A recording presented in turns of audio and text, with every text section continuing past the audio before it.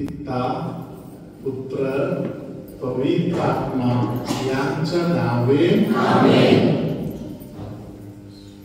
माझ्या प्रिय बंधूंनो, भगिनीनो, लहान लेकरांनो, प्रिय फादरांनो आणि सिस्टरांनो, hallelujah. Praise the Lord. Hallelujah. Hallelujah. Praise the Lord. देवासमोर कायम अभिमानाने उभा राहणारा व्यक्ती कोण आहे? ज्या व्यक्ती मनापासून कबूल करत आहे मी पापी आहे. Hallelujah. Praise the Lord. Hallelujah. Hallelujah. Hallelujah. Hallelujah.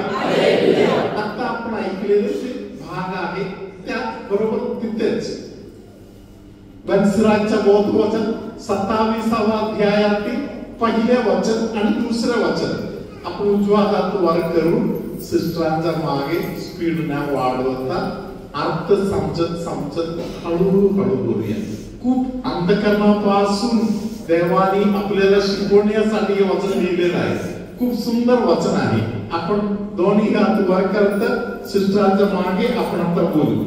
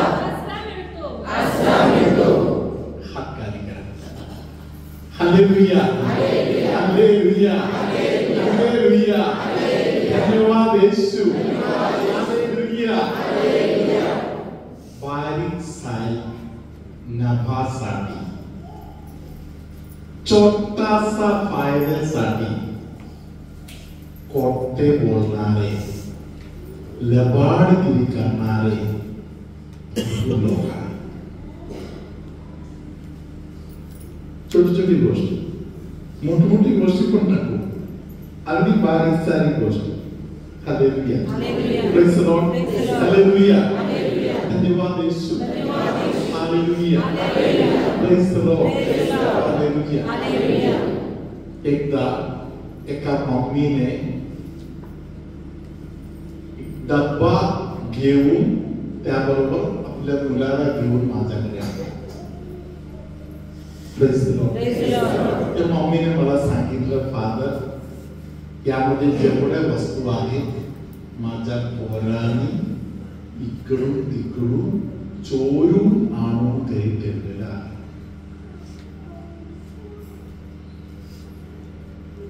लहान वयामध्ये एखाद्या दुकानामध्ये गेलं तर दुकानदार इकडे तिकडे बघताय तेव्हा छोट दिसायला चांगलं असेल काही पिना,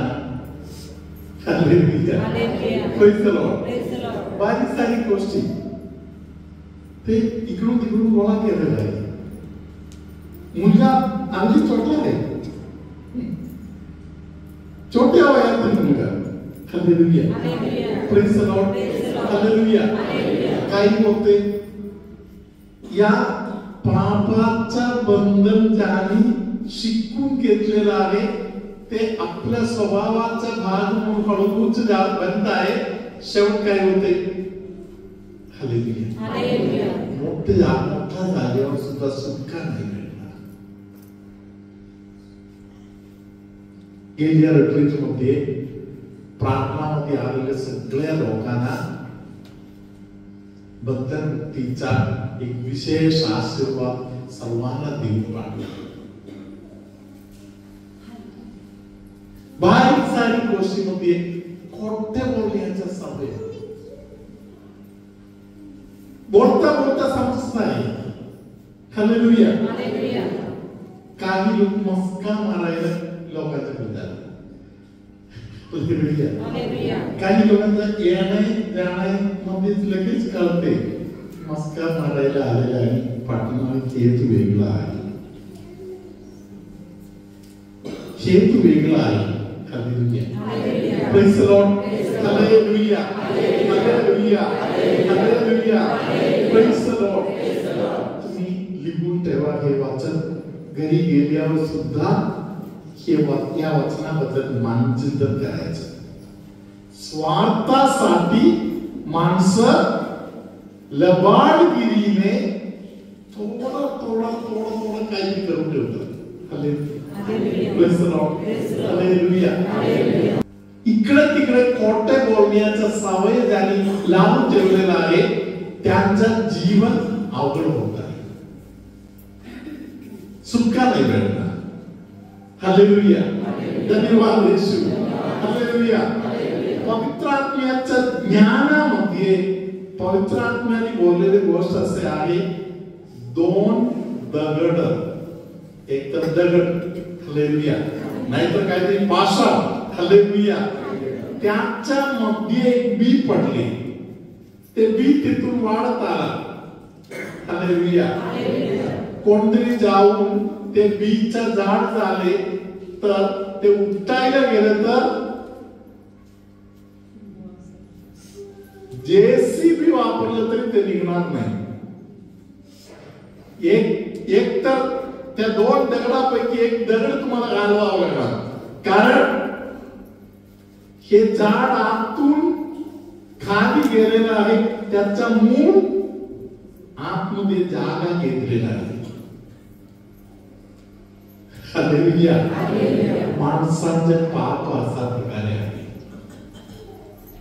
आतमध्ये जाऊन आतमध्ये जागा कव्हर करून घेणार. Praise the Lord. कितीही प्रयत्न केला तरी ते निघणार नाही. Hallelujah, praise the lord. Hallelujah, धन्यवाद येशू. हालेलुया. एकच मार्ग आहे, देवाने सांगितलं, सत्य तुला बंधमुक्त करणार. तो एक मोठा बंधनात आहे. तू सत्य देवा जाणणार, सत्य देवा तू कबूल करणार, सत्य देवा तू समजणार आणि सत्याचं तू स्वागत करणार. सुटका. हालेलुया. बरोबर असो आणि तुमच्या